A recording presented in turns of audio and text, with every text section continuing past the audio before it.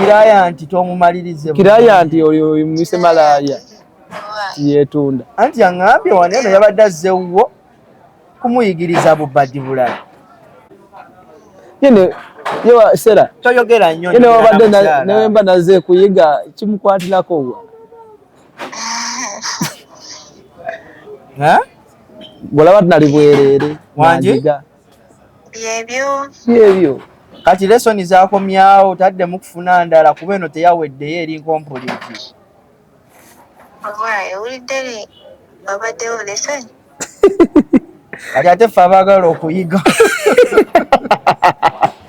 Nawe oyagala kuyiga? Wanji? Ng'ojja kwagala. Era ku live yange sawa. Beera bulungi. So nayagala yiga bya body to body. Ate ayagala nakubanga tali mu underwear.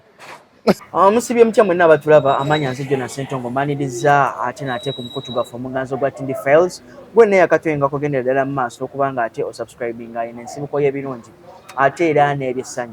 Olunaku olwaleero emboozi gye tubaleetedde abangi ndowooza mwagezaako okubanga ate mugiraba ku mukutu ogwa TikTok yatambulidde ddala eya mwana mulenzi abangi gwe mumanyi nga Mac Pro Fashions. So nno nga yeewangulira erinnya ery'okuba nti nga designer wa Palaso. Munnange n'ebintu tebyagenze bulungi. Mac Pro kigambibwa okubanga ate yakwatiddwa ne mukamusajja mu lodge. Era ensonga zino zaggweredde ku poliisi.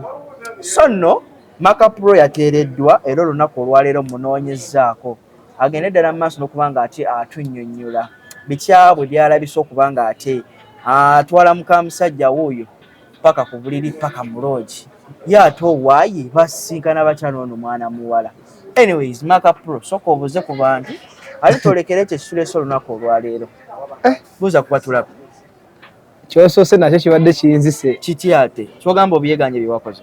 Anyway, amanya eddoboozi Mac Pro Fashions nva Nansana.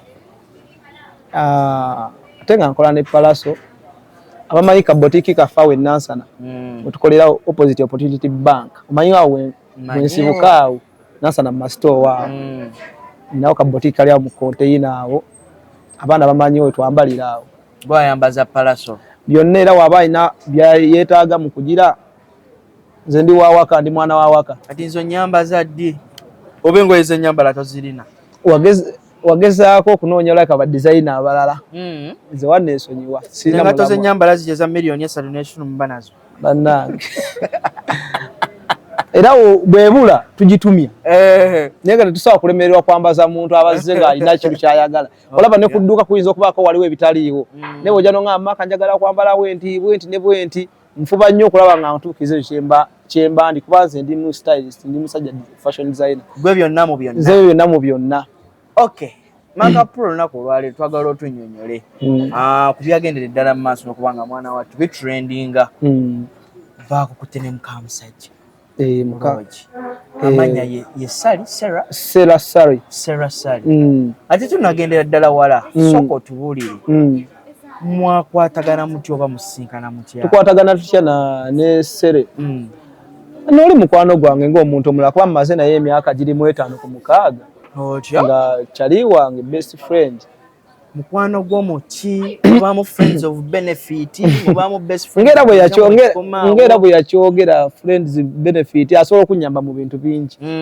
Asobola okunyamba singa mba nyina kye neetaaga y'omuntu anyanguyira n'okumukubira essimu. Ne mugamba mbadde nfunyemu obuzibu wano naye neetaaga n'aŋŋamba tukoze tutya. Kitegera kyali wange mukwano gwange. Twegamba akwanguyiza ebintu, akwanguyiza embeera. Anyanguyiza embeera ky'oba olina omumanya. Okay. Otyo ebbanga ly'omaze nga mukwatagana. Kuno omulundi guno weevuddemu n'ogamba nti owaaye mwana wattu gira sompino. Lwaki oyanguyaawo nnyo? Mu kavidiyo kolaba akatrendinga ku social media olabamu nga ndi bwerere tuli mu kwegatta. Anyway, Sally akola biki? Sally muwala ali ku app okwo, ali ku TikTok. Alinako business senga y'omuntu. Nti ye muntu ajjanga senga ku app. Y'omuntu asomesa abasajja ng'ejo y'okwegatta mu era otapapira ku live ze babimanyi byakola. Bye bintu bya. Ne bu clip ndaba busalamu ne babutambuza. era aina yenga ye business alina business etunda eddagala eriyambako abasajja ndowooze mu bintu by'amaanyi by'omu kisenge kitegeera ate ayinamu n'obukugu okumulaba alimu olwassenga lungi. Alina emyaka emeka?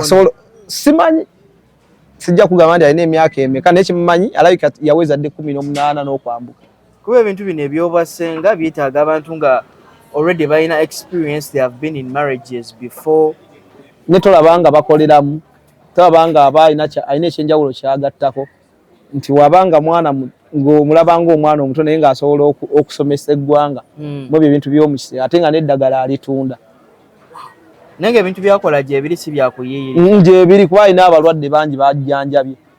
Kati gwe nga gwe omuvubuka togendangayo funayo ku lectures. Yensonga lwaki ondabamu eyo vidiyo ng'esaturatinga ku media. Nali nina obukodyo bwe ngenza okumunonayo nga nze. Otyo sooka otubuulire kati lwatuuka. Ate kati oyagala kugamba nti waliwo ekyage gwe nkimanyi kati kyoyagala. Ng'omukubira kasimu nti sali olwo. No tusaaga. Tusaaga nze wemba nyine ekyo kinemeredde mugamba kati twalina jjoko ze tulimu ku ssimu era ne mukubira ne mubuuza naye gwe kimanyi kana akantu nkagezaako emirundi mingi ne kaagaana. Kantu kikombe waliyo kasitayiro kange nali njagala. Ate ye mukwano gwange asobola okukanjigiza ate ye byakola. Maka Pro. Sali kyaliwo. Kyali wange. Toyina kyaliwo muwala. Gwe toyina girlfriend. Otuuka otya kuseerigamba mukwano gw'okuyigiriza obubadde obulala obupya ng'olina omukyala. Anti singa twali mugundi, singa twali nga tetwambadde, tetwambadde nga siri mu pule waligambye nti nakola ensobi. Naye nali nnyambadde. Kati wamukubira akasimu ko ye. Wamukubidde akasimu ko ye. Nangamba jangu tusinkane ku ssaawa bwe ziti jangu wano bwe wati ne bwe wati. Ewe ayinawo wapangise walala. Tugamba ayina wasomeseza ayina simanyi sijja yita wasomesa kubanze kyali wange yangamba ayina abantu wa mirundi ebiri era nange mmanyi nti wa mirundi ebiri. Nyumba ya maka mizigo luumu. Yawe twali kati ate tulaba nti neyo video okulaga nti oli yakonkona. Kati nze nalowooza naye ffena twalowooza nti oba omuntu akonkona na wa neighbor kitegeera. Era kyobola video yatugwako bulemu ne yeekanga ate n'olugitwerabira okulusiba. Kati wanene yakutwala wasomeseza abalwadde be. Simanyi either kubanga nze yaŋŋamba wano ndise bukumbe kati ndoze ne kyataamanya nti oba musajja we amutambulira ko already nze yaŋŋamba dda ina boyfriend. Nenga tamwera teralikira weyo mbeera kuba babeera babiri na muntu we ndoze babeera naye mu party ziri endala oba mu rooms ziri endala oba room endala oba either maka amalala nenga wano simanyi kituufu balina amaka ga mirundi mingi kwegamba balina amaka ga mirundi mingi kale mu kugenderera olw'ensonga ayina waabeera watera okukolera live zeezo ababeerawo ku live ze ku makya bamulaba ssaawa 2 live ze ku makya ssaawa 2 owalabanga wanjawulo ne weenali kitegeera so sirabawo nnyo kayinze awo wetwali wennyini wolaba wetwali awo Maka Pro olunga wesitula ng'ogenda ewa mwana muwala sali ono olwatuuse era eyo vidiyo gyolaba tunyumize no kati kiri bwe kiti nze we nagenda okufuna tipu zange kuba nze namukubira nga tuli mu kusaaga nemugamba kino ekintu njagala kinjigirizaamu nti naŋŋamba woba olinawo obudde jangu okitegeera kuba nze ndi free naye tusobola okunyumya ku by'obusiru bwonna nedeba tetusobola kusukkawo awo kuba mukwano gwange abasinga bamanyi nalya kuba nalabyawo comment nagenza okudda ku ssimu kuba namali nakubiga siri ku ssimu nagenza okudda ku ssimu baaba walya kiwooma bannaayi nemunesala nali sinnalya ate era sisuubira kulya kuba oli kyaliwa ebyaddala ate teyabaddemu nakukya kwonna kugamba nti owaayo omwami watusangira wano anti kati awo kyobola kyabadde kyekango nti oli we yaggula oluggi ate ng'akwata vidiyo kyoba naleekaana nnyo tokwata vidiyo tokola ki musajja n'ankuba oluyi bawunsawo yalimu babawunsa be bakambwe nnyo b'omusajja ku myaka 5 gye mumaze nga muli ba mikwano obadde tomanyanga nti yono bbaawe oba nti alina omusajja nedda just yabadde ngamba bugambi nti nina boyfriend nina ebyo bityo kale nenga yali yamundagako ko mu bifaananyi nenga sisabitwala nga serious nga tubeera awo nga naye nawe sero sobwa mu mukwano gwe oyitegere bitu bityo osobwa mu mukwano ngamba ninayo nenga tuli free ngolo lwaki omukangabiriza oba muwesa nti asobola okugwa mu mukwano ng'afaanana abakibanda anti nga ndaba byasomesa ku app n'abantu bye bamusuubiramu kuba abantu bamumanyinga ko nalabye mu comment bamuyita abantu bamanyinga mu malaya okitegedde nenga ate si za kigamba nti malaya olw'ensonga alina omulimu ogwo gwakola gwotugambye alina omulimu atunda ddagala eryo asomesa n'ayigiriza ebintu bye abantu ne bamutuma eddagala abasajja babeera mu inbox y'omwana era afunira ddala ssente oyo nayinamu ku ssente kuba njo kyayonze oba mbasajja siggwa asoosa ogenda ewuwe nga bangi bazze baddingana nga simanyi kuba ate singa tomala tuyinza olubeerawo tulabayo n'omulala ng'ali mu vidiyo y'emungansi naye nze ndabika nze yasoose okufuna ekizibu ekyo ku sayidi ye ne bankwata vidiyo mwana nga tewabaddemu na bisima si bisima kuba olwensonga ntera mubadde mbeera nnyo naye si gwe gusoose wagenza oliko ekikwa si gwe ulaba nze ntongo si gwe gusoose ozenga ogendayo mbadde nnyo naye ebbanga lyonna ne just simanyi oba omusajja yatuuka eseera n'afunamuko obusungu ku sayidi yange n'agamba naye ono gaayo ono alabika alina waatuuka n'asukka naye nga ate nali nze kuyiga binagambye kati omwatuuse ku Old Trafford teri kyagenze mu maaso golaba bwe baatugwamu walaba ki ekyakigenda mu maaso muyinza okuba mubadde mumaliriza anedda baaba n'olwamanga ago ne nnyambalirawo empale nga mulindanga yakubiri yakusatu oba olya era abantu abamu bwe basuubira omanyi abantu abamu baagala kundiisa mwana oyo naye simulyangako era ntunula mu kamera wano nga mbagamba oyo mwana simulyangako kyali wange best friend gwe tolinayo best friend wo ng'asobola okubeera ng'omuntu wo waddala tolina mwana nga best friend mwina best friend ale tetutuuka ku ekyo nandi kati oto ono alimu olwassenga abaako ne waakoma lwa nsonga abakimanyi am seeing someone so buli omu abeerako ne waakoma nandi ono kati alimu ate okusomesa kati ono tesobola mwewala ku byonna era bwenyibako kyennemereddwa mu kisenge mugamba baaba wano njigirizaamukko nkwataamu era nagamba kale bwe bibanga bya ssimu nagamba kati naye osobola okukola kino oba oyagala owangula omukazi booti ne booti ne booti era nze si kwestoma oyo mwana ampadde tips nyingi yawaniridde obufumbo bwo nyingi nnyo era abawala abayitiddeko ewange bamumanyi si kwesoma manyi siri muyiga tips weeziri nange embeerawo nenzirawo negamba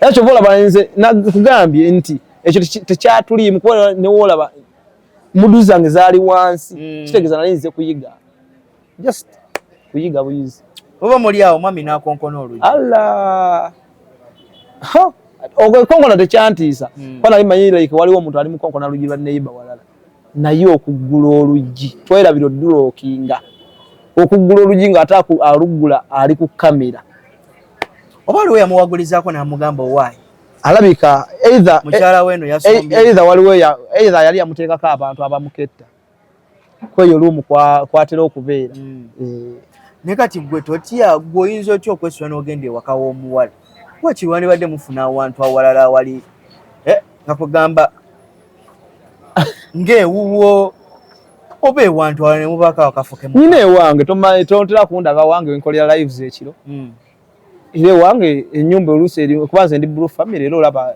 wange waliwo bbulu n'ekitanda kyange birina obiraba otera obiraba naye lwakuba nti kyajja nga ndi free naye nga waŋŋamba we ŋŋenda kuba olwesa tutubali twetala okulaba jasi bino byagwawo lwa kamera ne tweraba mu mbeera za bulijjo twesanga wantu wangi jasi kyajja ne kibaamu kamera kati omwami ye mu kujja ne kamera okubanga ate abakutte teyakkobyemuko alla no mpulira namuno mukyamba buukirira muno omukulu yankuba siraapu waliwo bodyguard we mukambwe simujjukira na bulungi yanjokya siraapu nengwa neneziringula nti kati nga njayaana jjukira kati wano eno nyambadde kapule kampi kakomeno waggulu njayana sagala bandikodinge kati nga nyina okulwanira ebintu bya mirundi mingi olaba nga sirabisibwa buli wamu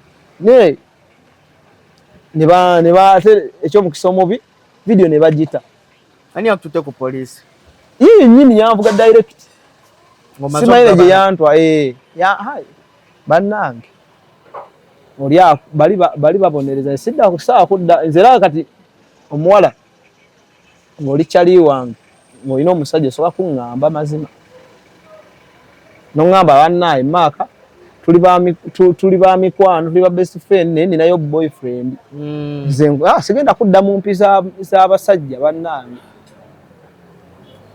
bali bakuba bodi musajja yankuba oluyinga tambalira konti ndika nsobola okufuna obuzibu nero tulaki obwenzi buno tobukomya ate nali mu bwenzi bwabagambye nali mu bwenzi gweki ekikuna ayise walala ng'olina omukyala sigamye ko nalimu ogolawo obwenzi awo olabawo ekintu kyonna ekiraga nti twali tuli mu kwegatta mbawande manyi omuntu ali mu bwenzi ava yeegatta naye kugambye nali nasenga ng'alina byanjigiriza ali ku polisi wamazeyo bbanga ki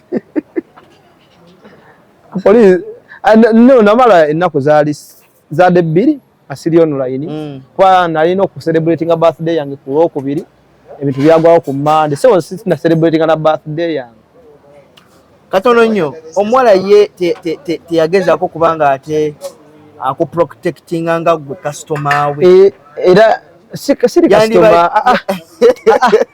Sentongo tonvuga ku side ndala kiraya ntiwe tonvuga ku side ndala wazo okuyiga alaka sibyayigiriza ebanga abalala bikoma wano ku live nga abasomesa anedda omwami we yandibadde azze bwati yandibadde agamba omanye kiriwo ono tomukuba onazze kuyiga business gyenkola ogimanyi okitegedde teyakola kintu ng'ekyo yagamba maka kati nange kubajjukira omusajja yakambwala nnyo n'agamba gwe maka nakuwoninga ko sojjukira nemugamba bannaye kati nga ndaba atayagala kuba sera nemugamba sera mumuleke wawulemu ddoboozi yagamba sera mumuleke video nagiwulidde kati ne sera n'agamba bannaye tewali kibaddewo okitegeera jesi ng'agezaako kumulaga nti ffe tuli ba mikwano kyosuubira ate si bwe kiri kitegeera so ng'omusajja naye omusajja yali mukambwe nnyo wali nga poliisi bamazeyo bbanga ki nnaku bbiri era byali nnaku bbiri naye nga ne gyendi simanyiiyo ani yakugjeeyo waliwo omulenzi awo Creed Icon ow'eggaza omwana wa fake Gaza waliwo omuntu eyalaba video ku TikTok nga nyina ekifo gye banteeka mu kifo ekimu n'agamba omulenzi gwe mupostinga ku TikTok ate mulabe najja nakwatagana waliwo omusajja wange awo wa munda balinamu ku ssente najja nambeererawo nanyambako kuba nali nayasa essimu y'omusajja esimu y'omusajja wajja asanga ogezaako kwerwanako no kati waliwo bantwala mu mmotoka omwo baali bandikodinga videos kitegeera ate nga ono bouncer wagezaako kunkuba kati we nagikwata bwenti nagikwala nenjisa mu kadirisa k'emmotoka nengizuumya neyatika kati ku poliisi olwo bakuloopye musango ki guno tewalabye video ya Fande ng'ayogera nagirabye yaŋŋambye lwaki wesonyiwe bakaba basajja waba mukwano gwo abeere mukwano gwo kyama video wagirabye bulungi lwaki obeera ne bakaba basajja bwe bitwe byabadde anti era olutuuka ali ku poliisi babako n'omusango bawandiika wali eri mu kitabo oli we yansuula ku poliisi kwa yansuula busuuzi musajja munene mu ndowooza mu gavumenti omwo yansula buzi n'agamba oyo musibeemu wasasula egundi simu bweti sente bweziti mumute taka yantwala wa ku poliisi zaabwe zenyini era kyekimu kye baŋŋamba tolina musa kuba mundoze sera yamunyonyola namugamba maka nange tewali kiriwo just tuli ba mikwano just lwakuba nti twasuka tuli free fenna ndoze omusajja n'akitegeera ofunyemu kyakuyiga ki mu kikola kyokuyiga kinene kuba kati obudde buno tokyasobola kuba muwala nga tombuulidde mazima nti olina omusajja n'embeera naawe kugamba kyo ekyokuyiga kye wajjeemu. Sawa kuddamu ku date kale sawa kuddamu kwesembeza muwala alina musajja. Ate ono omanyi banna sabola kuba olw'ensonga nja kukubuuza olina omusajja nti nina omusajja ajja kugamba tubere ba mikwano nga ye ali mu bwetaavu bwo akugambe nedda sirina ng'ate alina sinzirawo ngenda kugumira empi weewaddeyo ate kati bwe nankweka naye siraye tankweka just lwakuba kino kyagwawo bugwi ogeze n'ongamba nti omu ku baana ba Gaza baakugjeeyo ate nga mu kaseera kano tukumanyi nti oli ku ludda luli olwa Palaso ate nga mu kaseera kano era Palaso takwatagana na fake Gaza naye yabitegeerako ankopi kuba yalabanga celebrate ze mazaalibwa gange kuba yasala keeki yange buli birthday yange Palaso asalira keeki yange guno omwaka yagenza olaba 25 luyiseewo sisaze keeki n'abuuza ba Unix bakisirandi bonna yababuuziza maka kiki nga tannatukubirako ne bamugamba embeera eriwo naye ono omwana wa Fiki Gaza kuli Daikoni nkuze naye mukwano gwange tufena tuzaalibwa Nansana wali nekyo waliwo n'omulala omulenzi omulala bamuyita Deno wa TikTok Deno oba omumanyi blogger Deno yakola Shock Power King ono shogo yasala kirabika yoyo kati munnange ono kuli Daikoni okubeera kyali wange nekijja bwe kityo nanyambako era nakwasaganya waliwo omuntu gwe yakwasaganya naye gwamanyi omugagga waffe w'oku Lusegere bamuyita Engineer Douglas weyo Nansana Engineer Douglas oyo manyi twamukwasibwa chairman Nansana eyo namukubira essimu namugamba Engineer maka abangambye waali omusajja namugamba wanti wano namugamba linnya boda kanvuge emmotoka nkusange so ne beesangayo nali ndi awo nga batuuse nga bakwataganye n'abasajja ne bampita ne baŋŋamba sente bweziti sijja zoogera nazoogera kuba mwana nakoleddemu loosi nnene kati Maka Pro bino ebyokuba nga ate okwatagana ne side ya Fiki Gaza ne Palaso tebikuleetera obuzibu anedda zasira bayilayo kino ekintu kya Uncle P ne Fiki Gaza sirabawo mbeera nno nnene lwakuba nti abantu just baagala gigaziya bugaziya kubanga first of all waliwo ekintu kye bayita nti Fiki Gaza wadde mukwano gwa Palaso ate nga mukwano gwaffe omanyi ffe Uncle P omuntu gwatulaga n'atugamba nti oyo mukwano gwange ebiseera bisinga tumuwa hype era ondaba ne wa Gladiator kitegeeza Uncle P singa si Gladiator singa siri wa Gladiator kitegeeza waliwo ate bondi gye mba muzimbye wakati wa mumwabo emikwano gy'abaakoze eki gy'abaakulaze kitegeeza kati ffe ize nyina internet abo abantu beetaaga internet yange ebiseera ebisinga live videos zenkola okukola amawulire ago ne twogerayogera kati mutaba yeetaaga okwogera ku bintu bye tugeze abayimbi baagala okwogera ku nnyimba zaabwe so kati bondi gye nali nazimba ne Gaza kuba abaana ba Fiki Gaza bonna abasinga bakyali bange era tasobola sisuubira nti nsobola okuba olaba ne video ezifuluma walabako video yange nkuba Fiki Gaza kitegeeza ninamu ak'obuntu nti oli waba kyali wange ne waba bakyanka nsigenda kera ku macha maliga nyiga kitegeera kyovola banze omuntu ali ku internet okwo Palaso ebbanga lyabaddewo nga nkola videos ne wabadde mu talo n'ali ne skin tondabako baana bali ne skin nga baninako mbeera anti kati kankubuulira ebintu byatabuse okategedde nti bagenda kusanga ng'olina bali ate balowooze oli ku saidi ye engumi eba yakutte nedda muganda wange nze ku nsi eno kyemmanyi omuyimbi mpagira omu ku mutima owaddala alinga taata wange mu ndongo ate alinga omuntu eyanyamba nga sirina kyendi bamuyita Palaso yo omuntu gwokera ku maca nonzuukusa n'ongamba afunye obunensituka newe mba ndibwereeso wano situka bamwagala nnyo n'oba olina esseraositukirawo sera ate oleese waaki ebintu bya sera bibere bya sera bane Ssentongo olina akantu koonoonyaawo ate sera asula naye gwe kakati kosi yo okutwaliza wamu ekyadde kikututteyo wagiyize wa sera ate nagiyiga bankwata sinnagiyiga muganda kati tosuubira kuddayo kwongera kukogoka byatabuseemu bangayo ekigozo essaawa yonna kuba amagulu tugamenya sola kugamba nti so naddayo n'okuddayo njige kuba ye mukugu era nja kuwa akanamba kaawe ate nze mwagaza ki nalabye abantu bangi abamwepikira ku intaneti okwo baagala mmulya bagamba naye baaba kati bo bamanyi nalidde era buli tosobola gamba muntu nti saalidde n'agamba nti naye kinyirira genda ku TikTok ye nze mbaddeko n'omuntu omu naŋŋamba ssebo mbuye buli kanaka akeera oyo omwana yamufuukira ekizibu ku app atya buli wawulira ng'ayagala kugenda mu kikolwa ng'akwata kasabuuni agenda ku vidiyo ze abavubuka mwonoonese mbira omwana aŋŋambye awo nemugamba okagaza naŋŋamba oyo omwana birekere bali abawo nemukwatako obukwasi bannaye neŋŋamba ani muwolo yali enkoko bone bulijjo muwolo kiwulu naye ng'ajja ku botiki muweeyo omukazi mbeera n'abakazi awo anyways nga tumaliriza ekyokuyiga kyewajje mu kino nakigambye siddamu kubeera namuwala yenna ng'alina omusajja nga taŋŋambye nti musajja we ayina ebbuba ng'ate nzimaako okubeera mukwano gwe kyekyo kuba nze nyina mikono gyange abawala bangi era ne ku botiki obalaba nze nguza bawala ngo naye wali olabyeko nga waliwo omusajja nnomye kuba bakimanyi tosobola kulya kasitoma tosobola abantu abo baba mikwano gyaffe kuba singa ndya kasitoma wange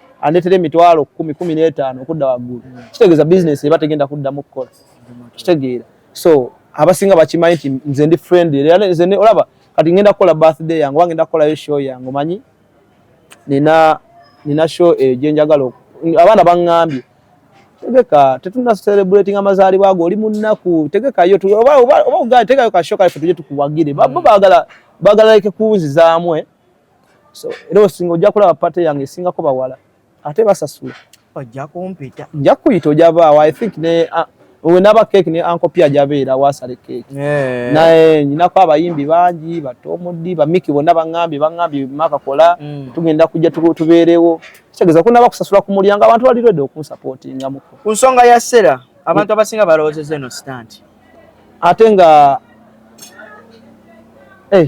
okyogerako ng'osobola okugyako essimu ye ennaku 3 wamanyira intaneti emirimu gye tukola giri ku intaneti ze nyina kampani zennangira baagala buli lunaku obulango bwawe butambule bannyonnyole nti kale neetondedde omusajja ku poliisi nga naawe olaba isebo awo nze ndi Katonda okwefuula kyesitali balina okulaga abantu y'amazima mwana kuba waera nabiraba we banziriza essimu nalabye nga for you page kwebiri nenga wengenda mu comment abamu bagamba bambi buje tumanyi stanti bye batuuse ne ku poliisi buje omusajja yamute okitegeera so kitegeeza bwe tubayo n'emikono gyaffe ebweji tegisubira nti okola stanti kitegeeza osobola okufa mu Uganda osobola okufa mukwano gwo n'agamba bakola stanti ku app so mukubako ebintu nga bya ddala mwana okay n'olw'ensonga eyo sigenda kuba ate nga nsukkawo wano Roza Maka Pro mwewuliridde ensonga eno yabadde serious si bintu bya stanti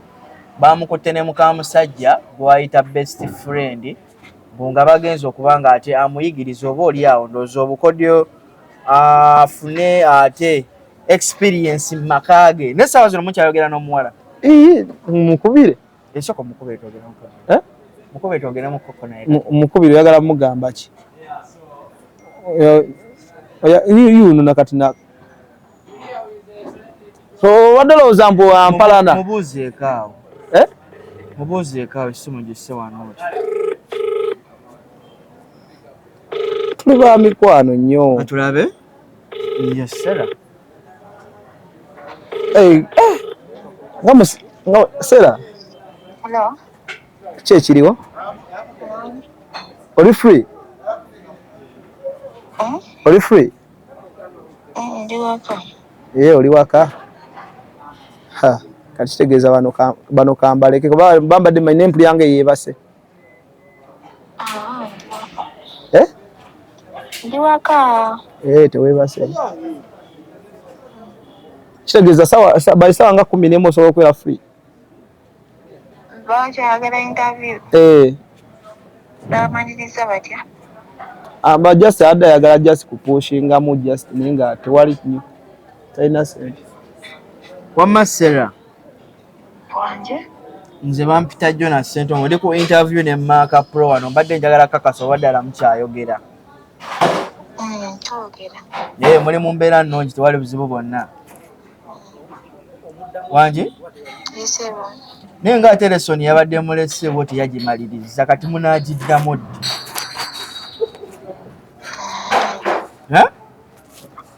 Ebintu bireke. Ate tutya? Tewali naye tubeeyo.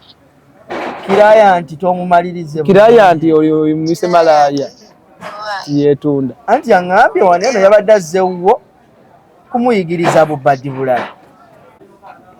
Yene yewa Sera. Toyogera nnyo. Yene wabadde nawe mba naze kuyiga kimukwatirako wa. Golaba tunali bwerere. Wanje? Byebyo. Kati lesoni zaakomyawo tadde mu kufuna ndala kuba eno teyaweddeyo eri nkompoliti. Ewulidde babaddewo lesoni. Kati ate ffe abaagala okuyiga. Nawe oyagala kuyiga? Wanje? Ng'ojja kwagala. Era ku live yange Beera bulungi. Sebo nayagala yiga ebya body to body. Ate ayagala nakubanga tali mwanda weya. Kale. Yalagere ku live nange gye musindise. N'olw'ensonga eyo ngenda kuba ate mbasiibulira wano bannange ndowooza Sarah naye mumwewuliriddeko. Ayogeddeko gye tuli. Abakyo yayogerera ddala wamu ne Maka Pro. Nkakasizza Maka alabika musajja w'amaanyi lecture ze yafuna. Agumide is a complete man. Ku kamera nkoze ne Lawrence omukutu Tindi Files nze Jonas Ssentongo mubeere bulungi mweraba.